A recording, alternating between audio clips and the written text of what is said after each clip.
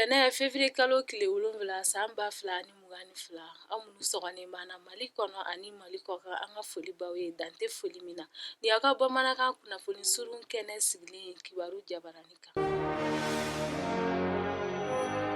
Furanjala fanga ɲɛmɔgɔ Colonel Assimi Goïta ka laseli sɛbɛn dɔ kɔnɔ min bolona bilala février kalo tile 4 san 2022. A ɲinina CNT mɔgɔw fɛ kumaɲɔgɔnya ka dayɛlɛ walasa ka yɛlɛma don furanjala fanga sariya dɔw la. I n'a fɔ président Dangan jɔyɔrɔ bɔli furanjala fanga sariyasun kɔnɔ. Gulonba conseil jɛkulu kan furanjala fanga kuntagala ani assise de la refondation kumakanw lawaleli la.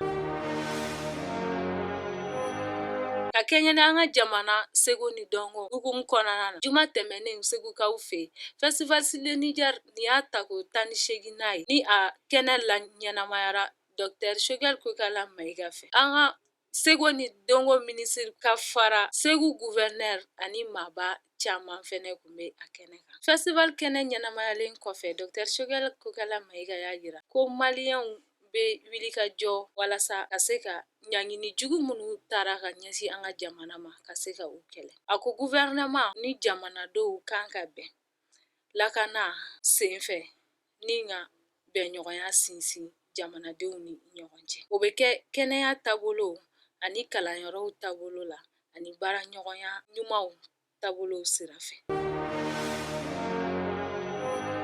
Ka kɛɲɛ ni CEDEAO ni UEMOA ka ɲangini ye M5 RFP mɔgɔw février kalo tile 4 san 2024 olu ye wilikajɔ belebeleba boloda ni ka u ɲɛsin furanjala fanga ɲɛmɔgɔw ma n'u ka dɛmɛ ye. U y'a jira fɛnɛ k'a fɔ k'u bɛ u kɔ ni maliden ɲumanya ye.